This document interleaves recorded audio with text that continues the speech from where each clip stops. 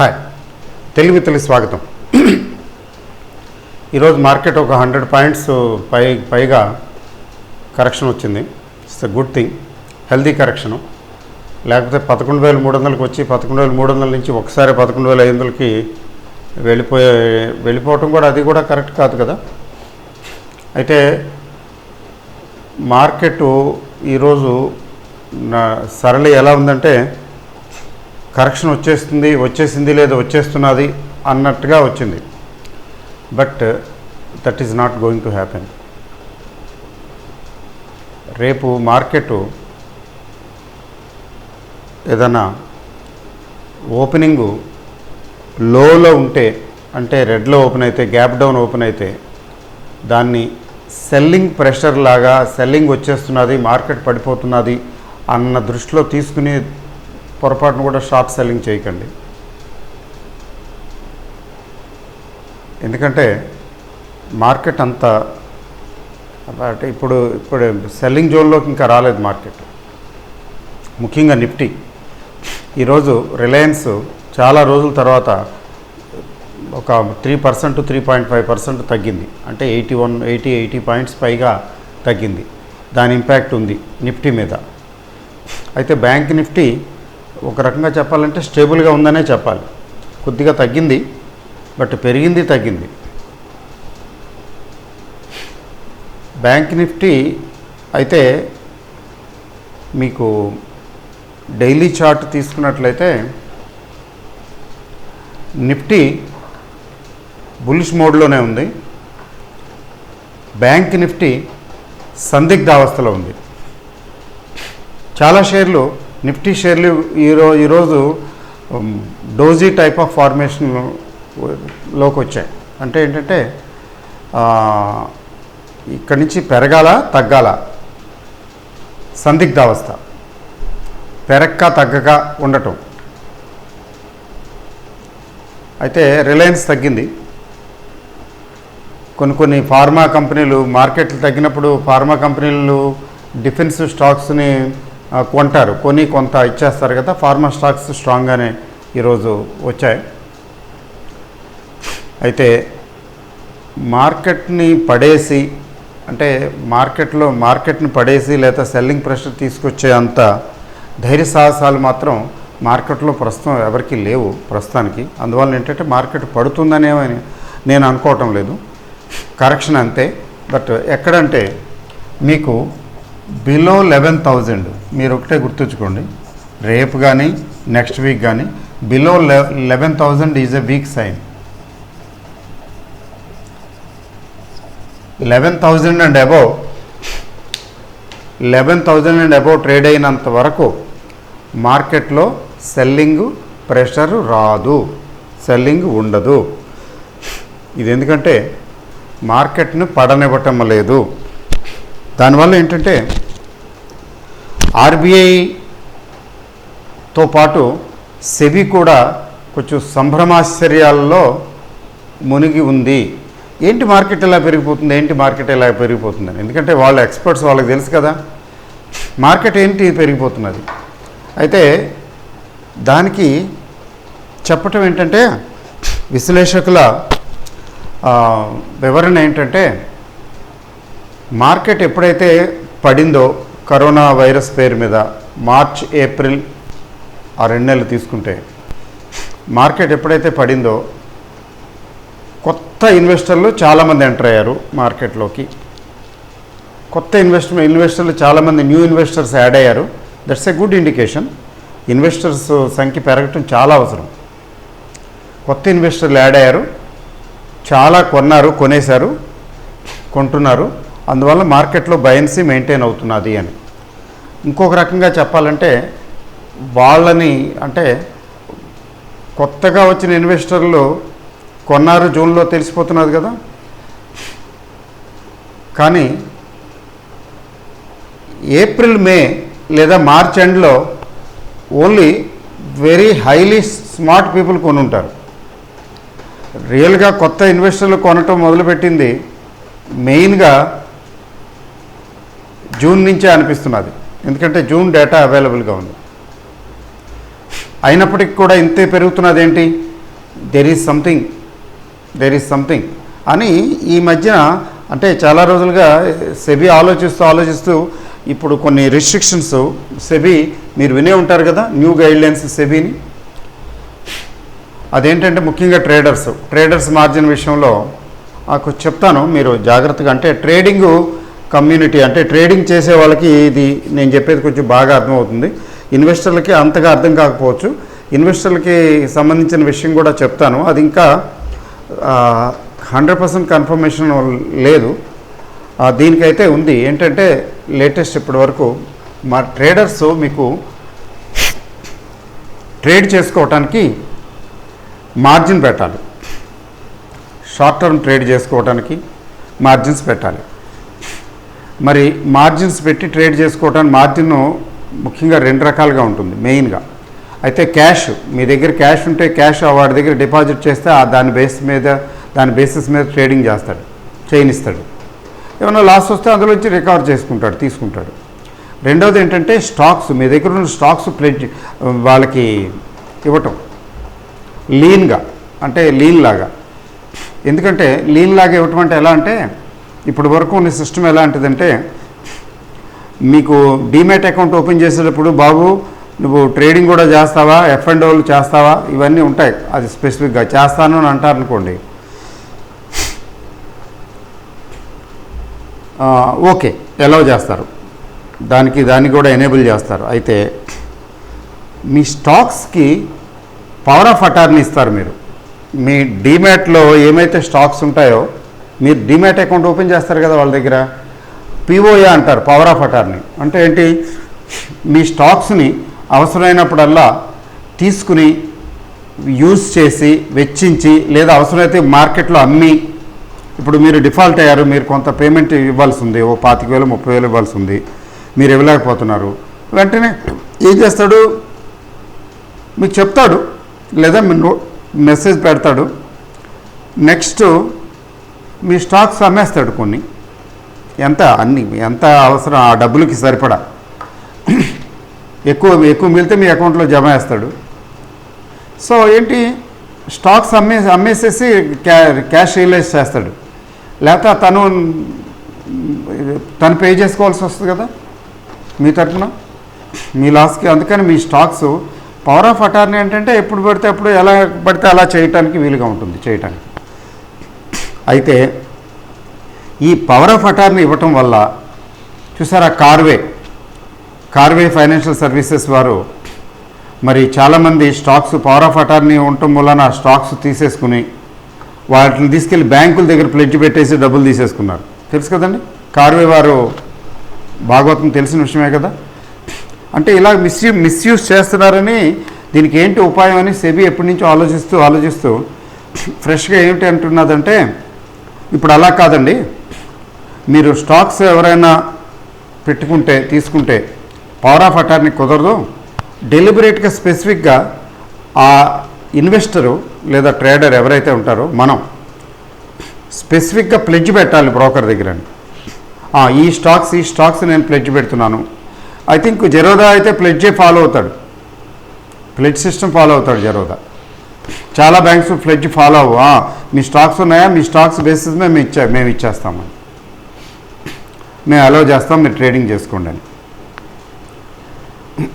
Investors కూడా allow చేస్తారు. చెప్పాలంటే ఫర్ ఎగ్జాంపుల్ HDFC బ్యాంక్ ఉంది, చాలా బ్యాంక్స్, HDFC కాదులేండి చాలా ఉన్నాయి. నేను HDFC గురించి చెప్తున్నాను ఎందుకంటే HDFCలో ట్రేడ్ చేస్తుంటాను కదా. వాళ్ళు ఏదైనా స్టాక్ కొన్నాం అనుకోండి, ఒక 1000 షేర్లు కొన్నాం, వేదాంత 1000 షేర్లు కొన్నాం, 1,10,000 అయింది.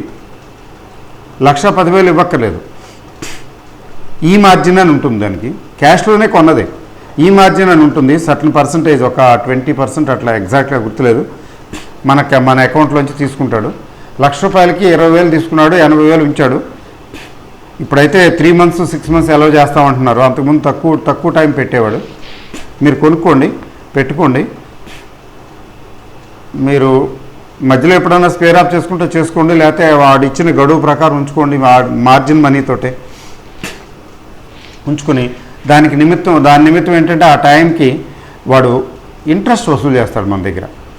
ఒక నెల రోజులు ఉంచామనుకోండి, నెల రోజుల వరకు అమ్మలేదు, ఆ నెల రోజులకి ఇంట్రెస్ట్ వసూలు చేస్తాడు. మరి టైం అయిపోతే ఎక్కువైపోతే బాబు అమ్మేస్తున్నాను అంటాడు, అమ్మేసి తన డబ్బులు తీసుకుంటాడు. డిఫరెన్స్ ఏమైనా ఉంటే డిఫరెన్స్ మన దగ్గర వసూలు చేసుకుంటాడు. అంటే ఇన్వెస్టర్కి కూడా ఈ ఫెసిలిటీ ఉంది కదా, ఈ మార్జిన్ ఫెసిలిటీ ఉంది, దీన్ని ఈ మార్జిన్ అంటారు. అలాగే మోతీలాల్ ఓస్వాల్ తెలుసు నాకు చాలామంది, అంతే కోటక్ వాళ్ళు కూడా అలౌ చేస్తారు అనుకుంటా, అందరూ మ్యాక్సిమం అందరూ చేస్తారు. ఏదైనా కొన్నామనుకోండి అలా పెట్టుకోవచ్చు, మీరు పూర్తిగా మీ దగ్గర డబ్బులు ఉండక్కర్లేదు, మీ తరఫున వాళ్ళు కొని పే చేసి పెడతారు. తర్వాత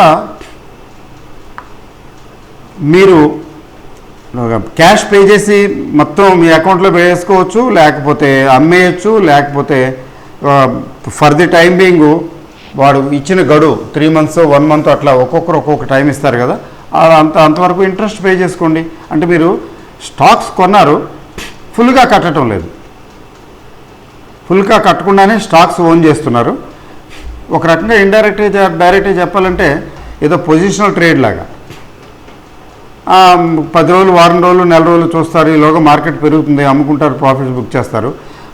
ఒక ₹1,00,000 షేర్లకి 20,000 కట్టి ఒక్కోసారి 20,000 వచ్చేస్తుంది ప్రాఫిట్, లేకపోతే పోతుంది. అంటే ఇండైరెక్ట్గా డైరెక్ట్గా they are encouraging you to do some sort of speculation, on that they are earning interest. ఏమవుతుంది, మీ షేర్లు అమ్మేస్తాడు, ఇంక ఇవి కాక మిగతా షేర్లు కూడా ఉంటాయి కదా, తగ్గితే అవి కూడా అమ్మి వసూలు చేసుకుంటాడు, అంతే కదా. సో ఇక్కడ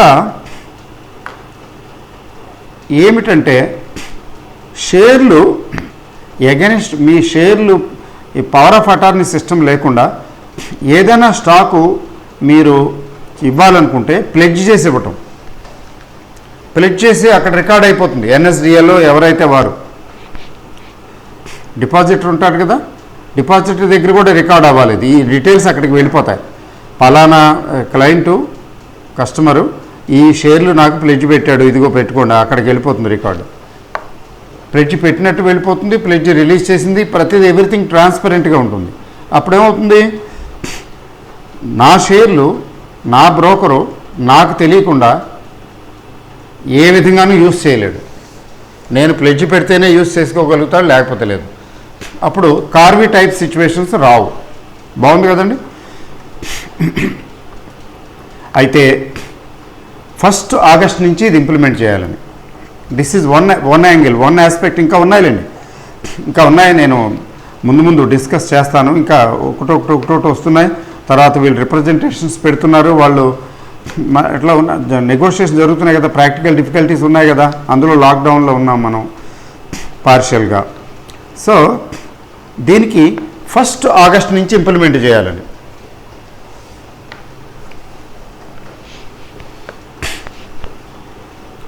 అంటే 1st August అంటే ఎల్లుండి నుంచే. నేను అనుకోవటం రిలయన్స్లో ఈరోజు అంత సేల్ వచ్చిందంటే, సెల్లింగ్ వచ్చిందంటే maybe this is one of the reasons. ఎట్లా అంటే పెద్ద మోతుబరి వాళ్ళు 1,00,000 షేర్లు కొనేస్తాడు రిలయన్స్, బ్రోకర్కి చెప్తాడు, బోల్డ్ మార్జిన్స్ ఉంటాయి కదా, ఆ మార్జిన్ కడతాడు అంతే. డెలివరీ తీసుకోవట్లేదు కదా, వితౌట్ డెలివరీ. చూసారా మీరు టెక్నికల్స్లో చూడండి, అంటే ఎక్కడన్నా వెబ్సైట్లో చూడండి, డెలివరీ పర్సంటేజ్ చూడండి. సెబీ ఈ విషయం కూడా మెన్షన్ చేస్తున్నది. చాలా షేర్లు పెరుగుతున్నాయి, అక్కడ డెలివరీ కనిపించడం లేదు, డెలివరీ పర్సంటేజ్ తక్కువగా ఉంది, అంటే వీళ్ళు డెలివరీ తీసుకోవటం లేదు, టెంపరీగా కొని పెట్టుకుంటున్నారు, మళ్ళీ అమ్మేస్తున్నారు, డెలివరీ తీసుకోవటం లేదు. అంటే ఇది కొంచెం రిస్కే. ఒకవేళ మళ్ళీ మార్కెట్లో పడినప్పుడు చేసినప్పుడు పెద్దవాళ్ళు పర్లేదు, కానీ చిన్నవాళ్ళు నష్టపోయేటప్పుడు అందరూ నష్టపోతారు అనుకుంటే చిన్నవాళ్ళు ముఖ్యంగా స్మాల్ ఇన్వెస్టర్లతో ఇదైపోతారు కదా. డెలివరీ పర్సంటేజ్ లేదు అంటే మార్జిన్ మీద చేస్తున్నారు. ఇప్పుడు నేను చెప్పిన ఎగ్జాంపుల్ 1,00,000 షేర్లు కొన్నాడు అనుకోండి, ఎవరో ఒక ఆయన 2,000 దగ్గర లేదా 18,000-19,000 దగ్గర, ఎంత చూస్తూ పెరిగిపోలేదండి, 2,200కి వచ్చేసింది కదా దగ్గర చూస్తూ ఓవర్ నైట్ 10-15% రాలేదు, వారం రోజుల్లోగా విత్ ఇన్ ఏ వీక్ 10% వచ్చేయలేదు. అంటే ఎంత గెయిన్ వచ్చింది, అలాంటివి కరెక్ట్ చేయాలని. ఇప్పుడు అది తీసేస్తే, అది అలౌ చేయకపోతే, అది సెబీ అదే అంటున్నది, ఇలాంటివి అలౌ చేయము అంటే ఇన్వెస్టర్లకి చేయం, మా మార్జిన్ అంటే ట్రేడర్స్కి అసలే చేయమని. ట్రేడర్స్కి ఇట్లా స్టాక్స్ ప్లెడ్జ్ బేసిస్ మీద. అప్పుడేమవుతుంది, రిలయన్స్ లక్షలు కొనాలంటే జెన్యూన్గా ఆ డబ్బులన్నీ అక్కడ పెట్టాలి కదా. అప్ ఫ్రంట్ పేమెంట్ ఉంటేనే, మీ అకౌంట్లో డబ్బులు ఉంటేనే కొంటాడు వాడు, లేకపోతే కొండు. మార్జిన్ మీద చేసే ప్రసక్తి లేదు. మీరు తర్వాత ఇస్తారులే, మీ దగ్గర వసూలు చేసుకుందాంలే, మీ తరఫున కొనేస్తాననేది లేదు. ఒకప్పుడు మా చిన్నతనంలో బ్రోకర్స్ అలాగే చేసేవారు. మా చిన్నతనం అంటే 20 ఏళ్ళు 25 ఏళ్ళ కిందట సబ్ బ్రోకర్స్ తమ సొంత రిస్క్తో చేసేవాడు క్లయింట్ని బట్టి. ఇప్పుడు పెద్ద పెద్ద బ్రోకర్స్ వచ్చారు. ఆ సబ్ గ్రూప్ బ్రోకర్ సిస్టమే పోయింది కదా, చిన్న చిన్న వాళ్ళంతా ఎగిరిపోయారు. సిస్టమ్ అంతే ఎక్కడైనా, చిన్నవాళ్ళంతా చిన్న చేపలు అన్నిటినీ పెద్ద చేపలు మింగేస్తాయి. సో ఇక్కడ మార్జిన్ ఏమైంది, ఫుల్ మార్జిన్, ఫుల్ అమౌంట్ ఉంటేనే 1,00,000 కొనేది, లేకపోతే లేదు. That is the development. రెండో డెవలప్మెంటు సెబీ ఏమంటున్నది అన్నది వెలుగులోకి వచ్చింది. ఏంటంటే, మీరు షేర్లు అమ్మారనుకోండి, ఇది వద్దులేండి, ఎందుకంటే ఇంకా కన్ఫర్మేషన్ అంతా డీటెయిల్స్ రావాలి కదా, వద్దు, ఊరికే కాంక్రీట్ న్యూస్ గురించే మాట్లాడాలి.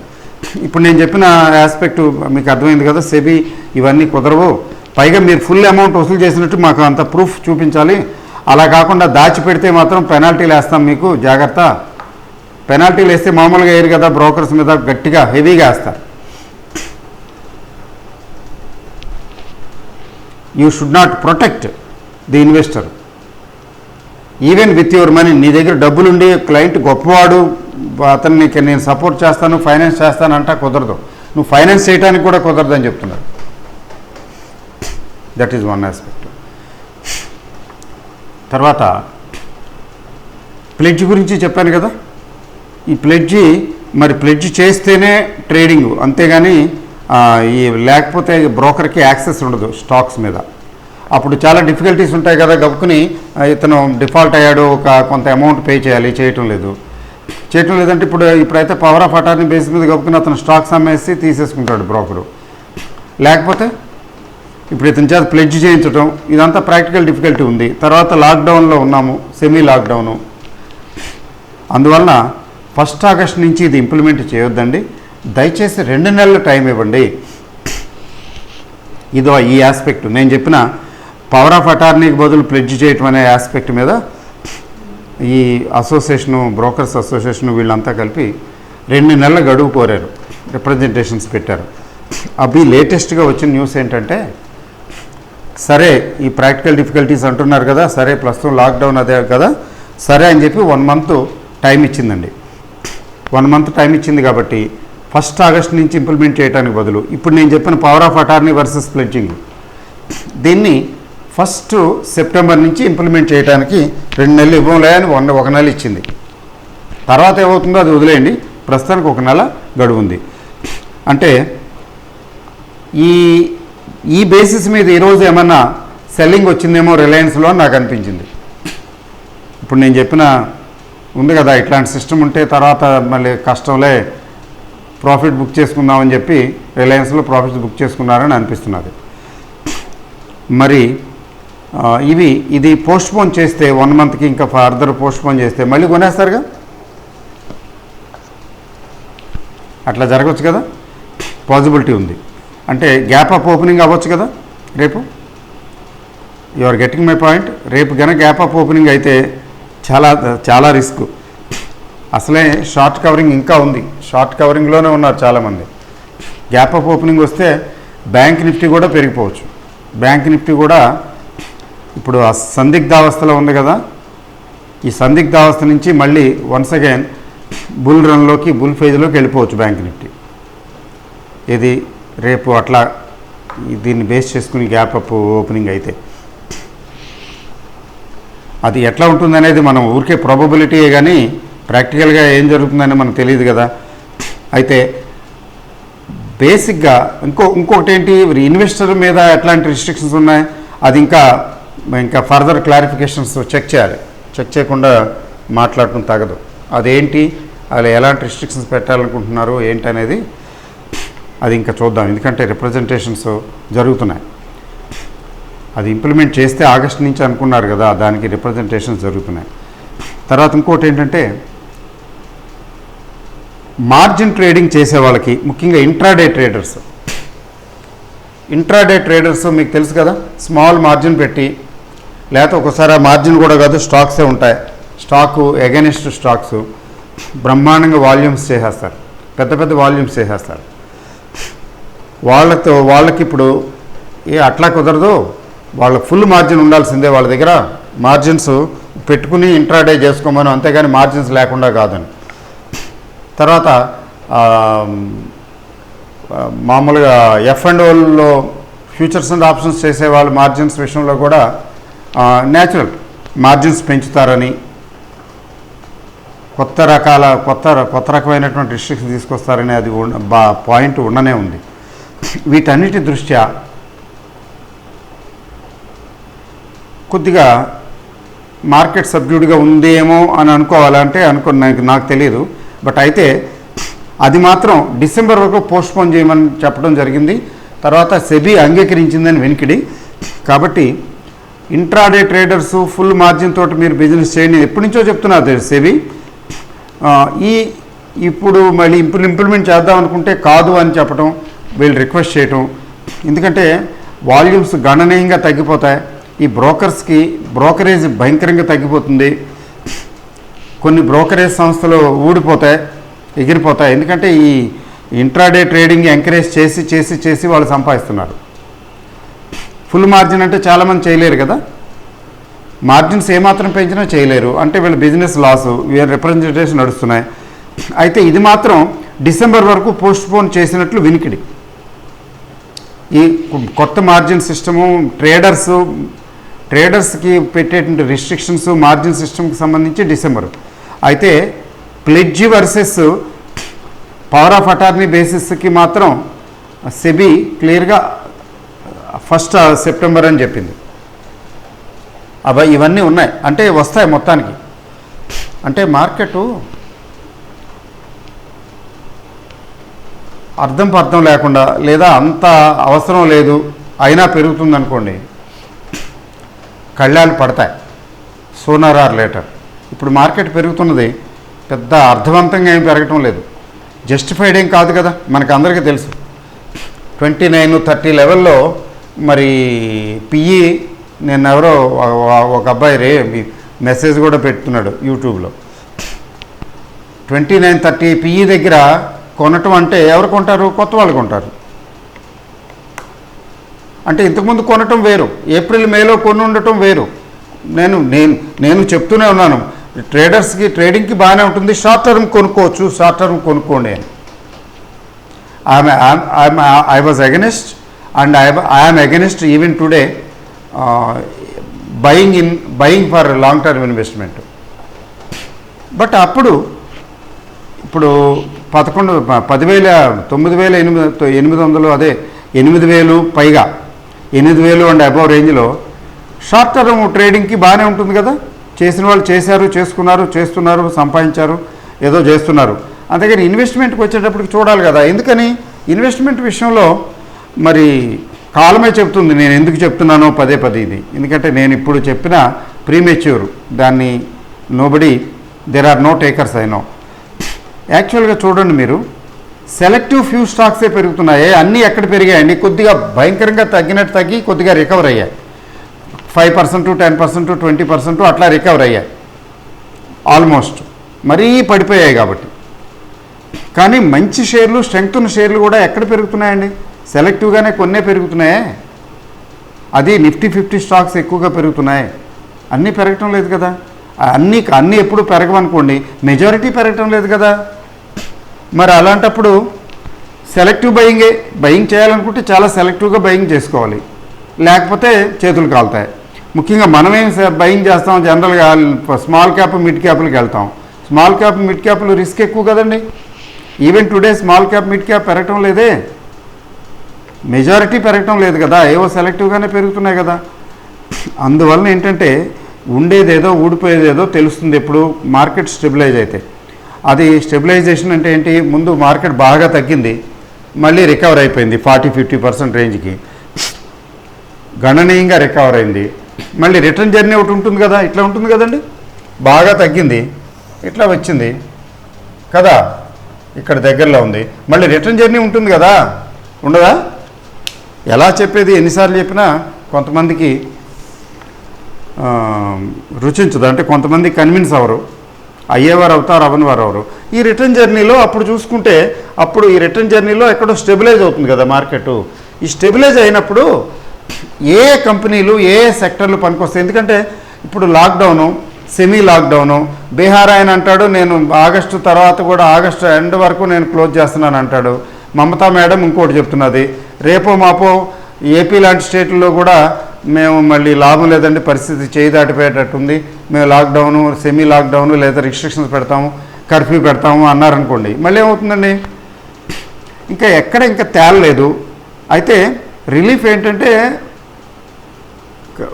ఇది మన వ్యాక్సిన్ వచ్చేస్తున్నది, ట్యాబ్లెట్లు మందులు వస్తున్నాయి, అంతవరకు కరెక్టే, కానీ అది ప్రాక్టికల్గా ఇవన్నీ చేతికొచ్చి రావడానికి మళ్ళీ కొంత టైం పడుతుంది కదా. వెంటనే గబ ఇంటింటికి వెళ్ళి ట్యాబ్లెట్లు పనిచేస్తారా? జరగదు కదండి. పోనీ వ్యాక్సిన్స్ వేసేస్తారా అందరికీ? అట్లా జరగదు కదా. రష్యా చెప్తున్నది నేను ఆగస్టులో రిలీజ్ చేస్తున్నాను వ్యాక్సిన్ అందరికంటే ముందని, ఆక్స్ఫర్డ్ వాళ్ళు చెప్తున్నారు, ఇట్లా మొత్తానికి వస్తాయి. బట్ దాన్ని బేస్ చేసుకుని ఇంకా పెరుగుతూ ఉండదు కదా, రిటర్న్ జర్నీ ఉంటుంది కదా. అప్పుడు ఎకానమీ కొద్దిగా ఓపెన్ అవుతున్నది కదా. ఫర్ ఎగ్జాంపుల్ నెక్స్ట్ మంత్ నుంచి సినిమా థియేటర్స్ అవి కొద్దిగా ఓపెన్ చేస్తారని అంటున్నారు. సెప్టెంబర్ నుంచో అక్టోబర్ నుంచో, సెప్టెంబర్లో లేండి, మరీ లేట్ చేయరు. ఎడ్యుకేషనల్ ఇన్స్టిట్యూషన్స్ అవి కూడా, కోచింగ్ సెంటర్స్, ఎడ్యుకేషనల్ ఇన్స్టిట్యూషన్స్ కూడా ఓపెన్ చేస్తారని అంటున్నారు. సెప్టెంబర్ ఎక్కడ, ఇంకా నెల ఉంది కదండి, ఇంకా నెల పైన ఉంది కదా. సో ఇట్లా ఇవన్నీ ఈ సిచ్యువేషన్ అంతా ఒక కొలిక్కి రావాలి. ఒక కొలిక్కి వచ్చిన తర్వాత అప్పుడు ఉండేదేదో ఊడేదేదో, ఏ సెక్టర్ నిలబడుతుంది, ఏ సెక్టర్ ఊడిపోతుంది, దేనికి స్ట్రెంగ్త్ ఉంది, దేనికి గ్రోత్ ప్రాస్పెక్ట్స్ ఉన్నాయి, దేనికి లేవు, కొద్దిగా ఒక స్టడీ చేసుకుని జాగ్రత్తగా చూసుకుని ఈ సెక్టర్లో ఈ కంపెనీలు బాగానే ఉంటాయి కాబట్టి నేను ఐ కెన్ ఇన్వెస్ట్ సేఫ్లీ, అట్లా తీరిగ్గా ఓపికగా ఇన్వెస్ట్ చేసుకోవటం పద్ధతి కదా. లేదు నాకు పెరిగిపోతున్నాయి, నేను కొనేస్తాను, ఇది మళ్ళీ దొరకదేమో అనుకుంటే అదొక ధోరణి. ఒక్కోసారి అలాగే జరుగుతుంది, నిజంగానే బాగుంటుంది కూడా, బట్ నాట్ ఆల్వేస్. ఒక సిస్టమేటిక్గా ఉండాలంటే ఇది పద్ధతి. సో ఎవరిష్టం వాళ్ళది. అయితే ట్రేడింగ్కి మంచి ఆపర్చునిటీ చూసుకోండి. సో మార్కెట్ ఫైనల్గా కంక్లూడ్ చేసేది ఏంటంటే, ప్రస్తుతానికి సెల్లింగ్ మోడ్లోకి ఇంకా రాలేదు కాబట్టి పడిపోతున్నది లేదా పడిపోయింది, ఈరోజు ఏదో తగ్గింది కదా అని పడిపోతున్నది అని అనుకొని షార్ట్ సెల్లింగ్కి వెళ్ళక్కర్లేదు. 11,000కు దిగువకు వస్తే అప్పుడు మాత్రమే వీక్నెస్ అని గమనించాలి. అదర్వైజ్ 11,000 అండ్ అబవ్ ఉన్నంత వరకు అది సజావుగా నడుస్తూనే ఉంటుందనేది నా అభిప్రాయం. అంతేగాని అభిప్రాయం మాత్రమే, ఇక్కడేమీ నోబడీ ఈజ్ గాడ్, మనకు తెలియదు ఏమవుతుందో. అందుకని మీరు డెసిషన్స్ ఎప్పుడు కూడా మీ సొంతంగా డెసిషన్ తీసుకోవాలి, కానీ వినదగును ఎవరు చెప్పినా వినినంతనే వేగపడక వివరింపదగును అంటారే, అట్లాగే ఎన్ని యూట్యూబ్ ఛానల్స్ చూసినా ఎవరేం చెప్పినా అల్టిమేట్గా మీ ఒపీనియన్ మీరు ఫామ్ చేసుకుని, మీరు చెప్పారు నేను చేశాను అనేటువంటి బ్లేమ్ గేమ్లు, మీరు చెప్పారు కాబట్టి నేను కొనలేదండి పెరిగిపోయిన షేర్లు అంటే అది nobody appreciates it. It is your money, మీ ఇష్టం. నేను చెప్పాను మీరు కొనేశారు, ఆ తర్వాత తగ్గుతాయి, ఇగో మీరు చెప్పారు కాబట్టి నేను కొనేశాను, మా షేర్లన్నీ పడిపోయాయి, డబ్బులన్నీ బ్లాక్ అయిపోయాయి, లేదా లాస్ బుక్ చేశాను. కొంతమంది అయితే వెరీ షార్ట్ టర్మ్ కోసం కొనేస్తారు, పెరగపోయేటప్పటికి ఏవో చెంబు తపాలా తాకట్టు పెట్టి కొనేసే టైప్ కూడా ఉంటారేమో బహుశా. గబా మళ్ళీ చెంబు తపాలా కావాలి కదా మర్నాటికి, పెరగలేదు, గబుక్కుని మళ్ళీ లాస్ బుక్ చేసుకుని అమ్మేసి మళ్ళీ చెంబు తపాలా తాకట్టు నుంచి విడిపించేసి తీసుకొచ్చేస్తారు. అప్పుడు మొదలు పెడతారు అంతా భ్రాంతి ఏనా జీవితానా, అదే దేవదాస్ పాట పాడుకుంటూ ఉంటారు. ఇది ఎందుకండి? అందుకని మేమేం చెప్తాం, పద్ధతిగా ఏంటంటే నాకు తోచిన విధంగా నాకు నచ్చిన విషయం నేను చెప్పాను. డెసిషన్ మీది, మీ ఇష్టం. మీరు ఫాలో అవ్వాల్సిన అవసరం లేదు కదా. Why should you get influenced?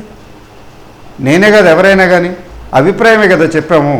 అభిప్రాయం చెప్పింది బేస్ చేసుకోవాల్సిన అవసరం ఏముంది? లేదు కదా. మీరు సొంతంగా డెసిషన్ తీసుకొని చేసుకోండి. Because it's your money. At least మీ డబ్బులు పోలేదు కదా. పోనీ నిజంగా నేను చెప్పింది ఇంకా వెయిట్ చేయండి అన్నాను కాబట్టి కొనలేదు కాబట్టి అట్లీస్ట్ మీ డబ్బులు పోలేదు. రావాల్సిన డబ్బులు వచ్చేయో కాదో తెలీదు. అట్లీస్ట్ మీ డబ్బులు పోలేదు. మీ డబ్బులు మీ దగ్గర ఉన్నాయి కదా, అంతే. ఈ మార్కెట్లో ఆపర్చునిటీస్ ఎప్పుడూ వస్తాయి, ఎప్పుడూ వస్తూనే ఉంటాయి. Nothing we will miss. ఏదో మిస్ అయిపోయామనే దృక్పథం ఉండక్కర్లేదు. ఎందుకంటే నథింగ్ వీ విల్ మిస్ అండి. స్టాక్ మార్కెట్ పెరగటం ఎంతసేపు, తగ్గటం ఎంతసేపు అండి. సీనియర్స్ని అడగండి, చెప్తారు.